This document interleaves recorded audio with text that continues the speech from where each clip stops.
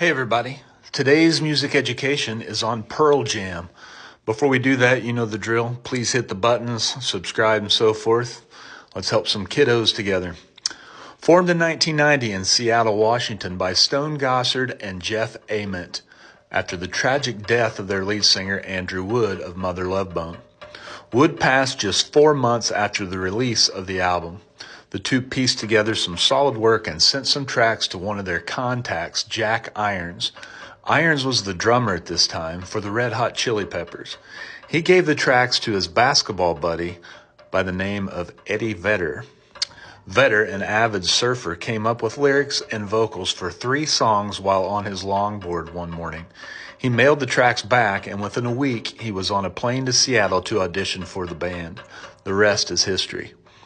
Their debut album, 10, became a smash hit and propelled the band to reluctant fame. This was the beginning of a cultural movement as well as a musical one. This popularity also gave Pearl Jam the opportunity to buck the system. They quickly developed a reputation as the anti-rock star establishment, doing everything against the norm. They refused to make a music video for the song Black, telling their label that they wanted to be remembered for their songs, not their videos. It was then that they took on corporate giant Ticketmaster in a battle that would last for years. Pearl Jam refused to perform at venues that Ticketmaster had contracts with. The demand for Pearl Jam was so great, it brought international attention to the issue. In 2000 to 2001, the band released 72 live albums to combat the popularity of bootlegging by making high-quality recordings of the concerts available to fans. Their 2000 European tour ended in tragedy at the Rockslide Festival. 9 fans were trampled to death at the event while Pearl Jam was on stage. They saw it happening and could do nothing to prevent it. To date, the band has sold over 100 million albums. Once made fun of by fellow contemporaries like Kurt Cobain, Pearl Jam outlasted all of them while remaining true to their legacy and their fans. Sidecar 1. The band played their first gig under the name Mookie Blaylock, who was their favorite NBA basketball player. Sidecar 2.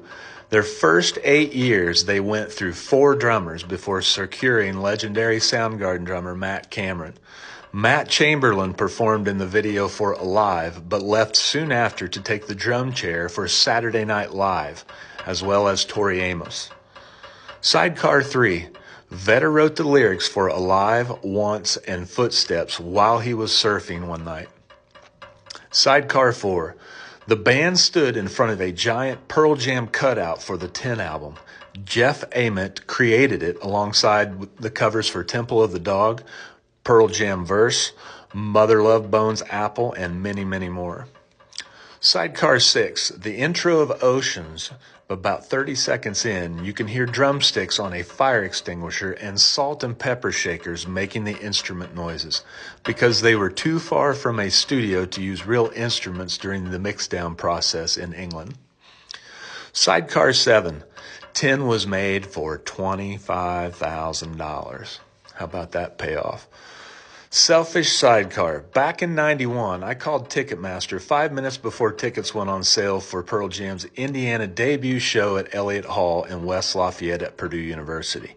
They placed me on hold while I purchased a t-shirt, allowing me first tickets off the line at 10 a.m.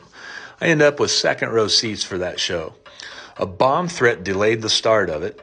What followed was the most intense music experience and culture colliding that I've ever been a part of. Incredible energy.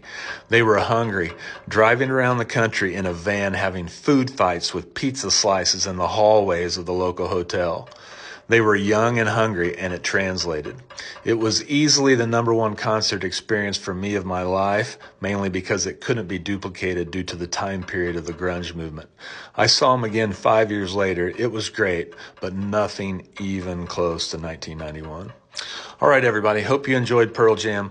I'm at 3,000 subscribers now. Once I get to 10, this will monetize. All the money my page makes is going to be donated to help children who have been abused. So it takes an army. I would appreciate your help. Share these videos so people can see this content. It's fun to share these. I've done a lot of research on them. I'm a professional musician also. Some are personal stories. So anyway, take care of yourselves. Appreciate you all.